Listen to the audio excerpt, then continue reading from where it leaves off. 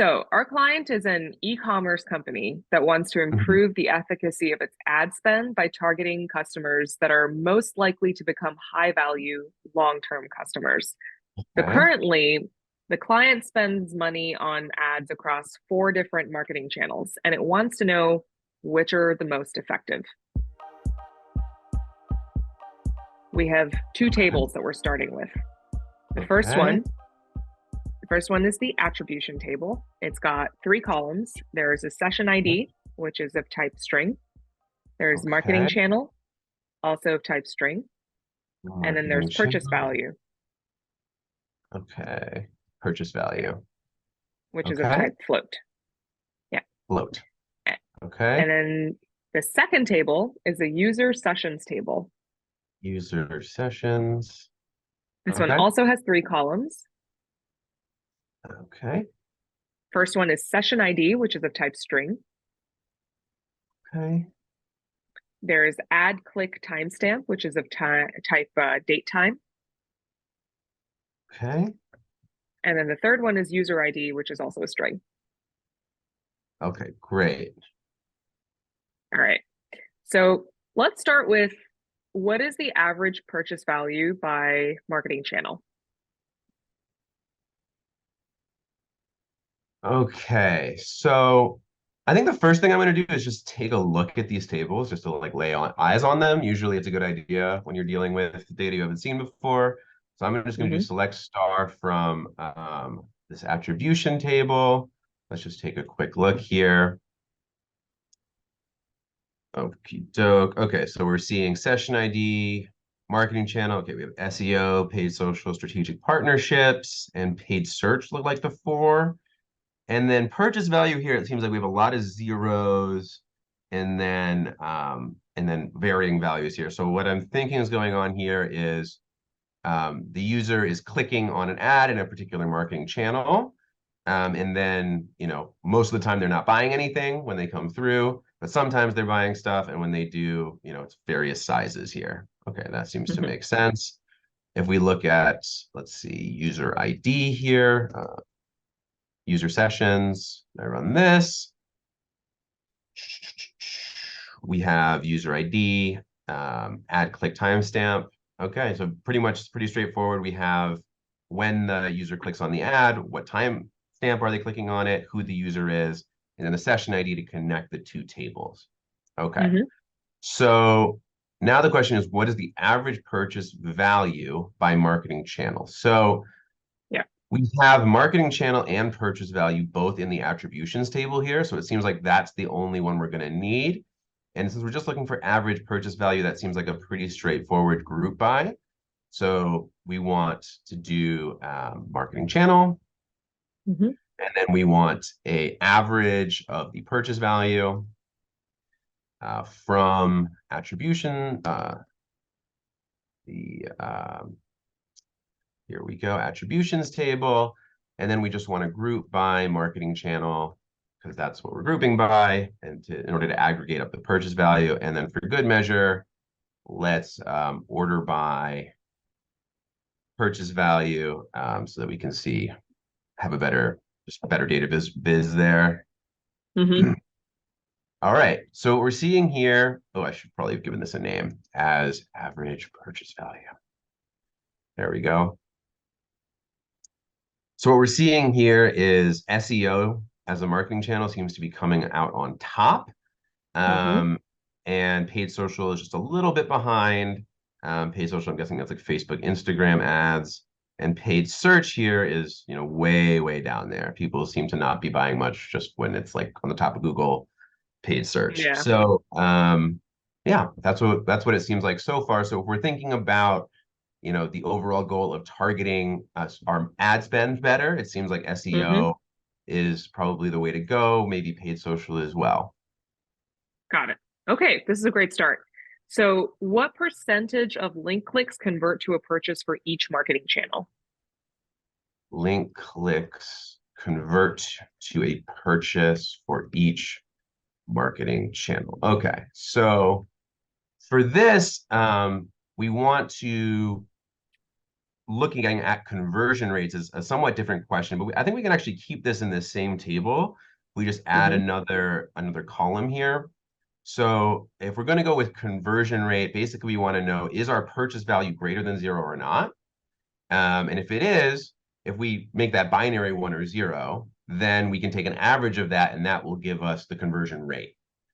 So we can do a case statement here, case when purchase value greater than 0, then 1 else 0, end.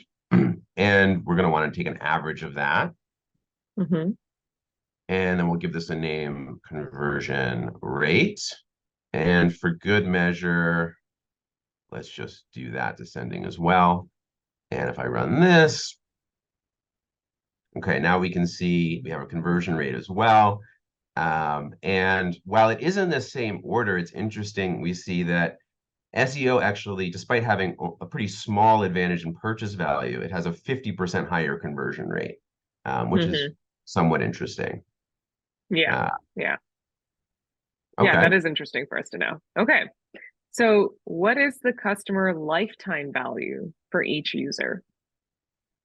Okay. Lifetime value for each user.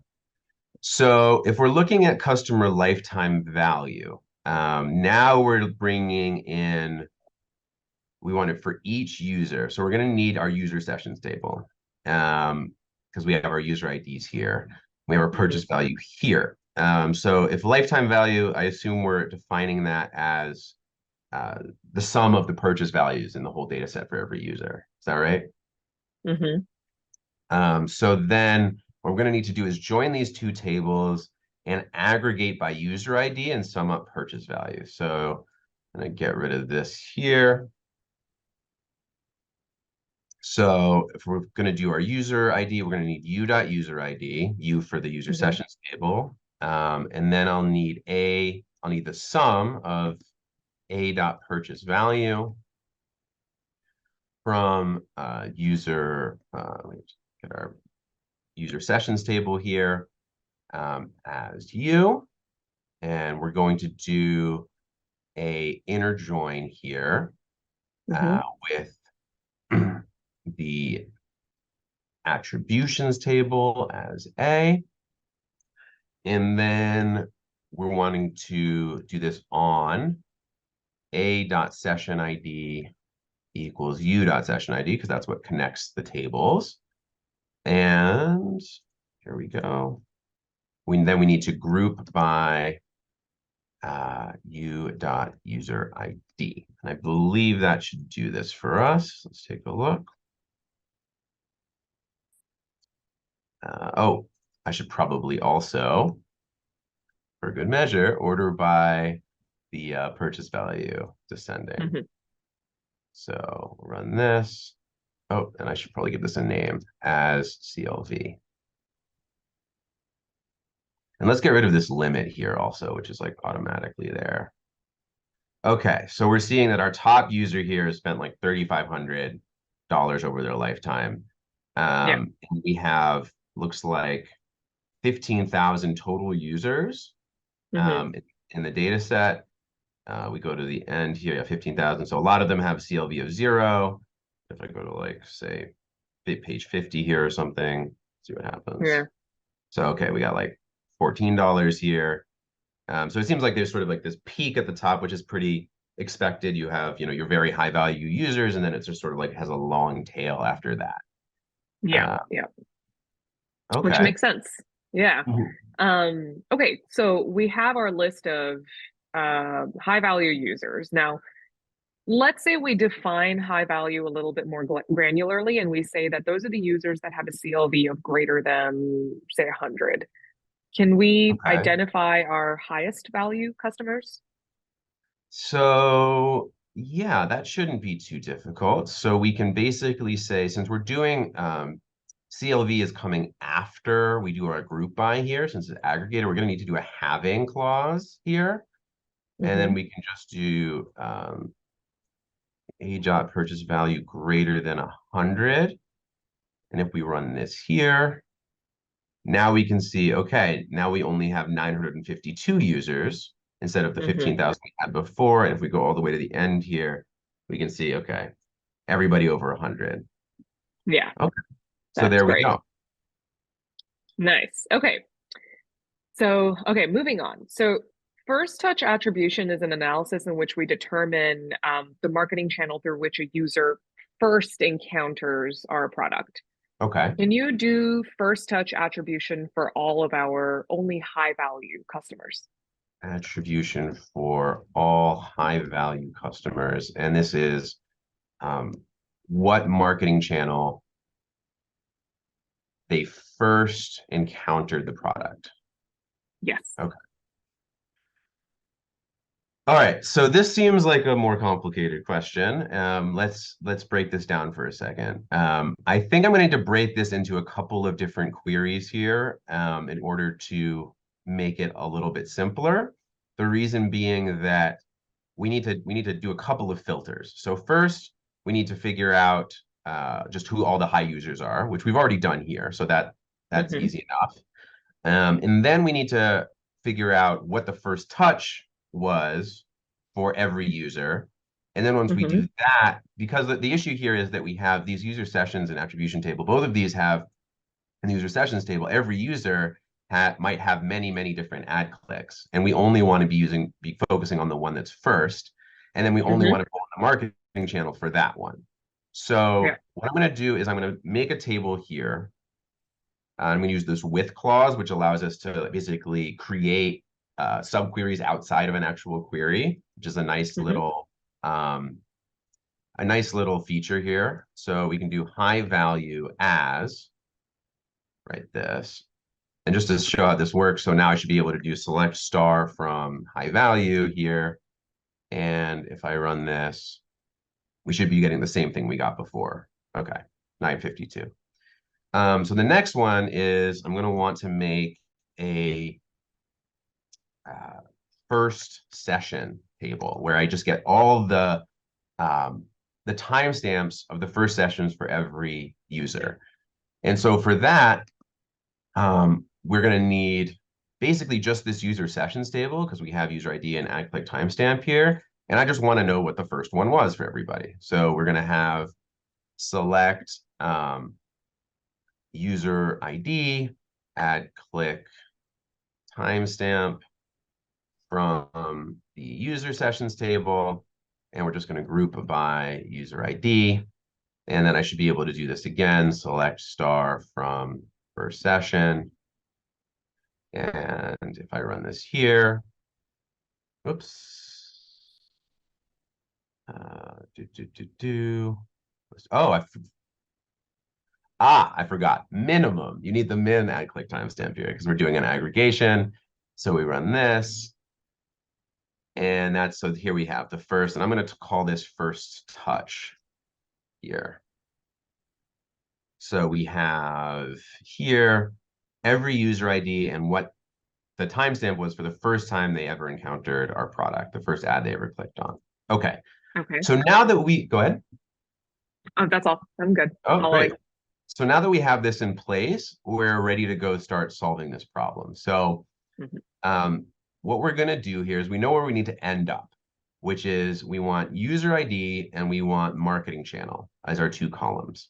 So we're going to start with select, and I'm gonna be using the first session table here just to make things simple. So f.user_id and then a.marketing channel. That's where we're going. Okay. Now from first session as f, the first thing I'm going to want to do, and I could potentially do this in a different order, but I'm going to start by filtering down so that we're only looking at our high value customers because this first session table has all our user IDs in it. So we're going to look at inner joining our high value table as H on f.userid equals h.userid. And the reason that this is going to work is because we're doing an inner join, right? It's only going to let the rows survive where there is a match between user ID in the high value table and the user ID in the first session table, which is only going to be where we have high value users. So this should, if we did this right, I'm just going to comment this out real quick. If we did this right, we should have 952 rows, and otherwise it should look just like There we go, 952 rows. Okay, so that's good. Now, coming back here, the next step here is we have to get to marketing channel, right? This is where we're trying to go. And the issue is, in order to pull in this attributions table, right now, we don't have anything that connects, right? What we need is session ID in order to bring in this attribution table. And so actually, we're going to have to bring in the user sessions table first so that we can get session ID. And we're going to have to bring in the session ID that matches the user ID and the ad click timestamp, because we have every user ID, a user ID might have multiple timestamps, right? And timestamp might have multiple users. And so we need both, the session ID that connects to both. So what we're going to have to do here is another inner join of our user sessions table on u.userid equals f.userid and u.addClick timestamp equals f.first touch. Okay. And then lastly, we're able to bring in our marketing channel with the attribution table on u.sessionID equals a.sessionID. So if I run this now, hopefully no errors. There we go. So now we have every user with a marketing channel that they first encountered our product. And we have it for this 952 users who are the 100. Awesome. Okay. So now the last step for us is, can you now calculate what percentage of high value customers came from which marketing channel originally? High value customers came from which marketing channel originally? Okay, so right now we have the marketing channel for all the high value customers. So this is just going to be an issue of aggregation here. And we're going to want to aggregate by marketing channel. I'm going to switch this over here real quick. Put marketing channel first. Now the question is, what we want is, they're asking for a percentage here. So we're going to want basically a count divided by the total. So I'm going to start with count of f.userid, and then we're going to divide. Now we know it's 952, but for the sake of not hard coding, I'm just going to take the count of everything in the high value table, because that's the same, that's all of our customers here. So I'm just going to do a subquery here, select count star from high value. And then lastly, because this is, we're doing division here, SQL doesn't like it when you divide an integer. You need to divide a float. So I'm going to need to cast this as a float first. Okay. And then we need to do our group by. So group by a.marketing channel.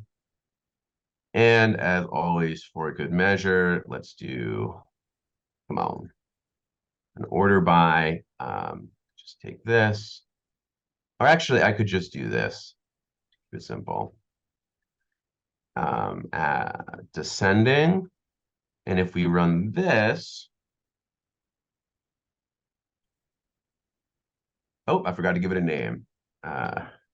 Percent high value.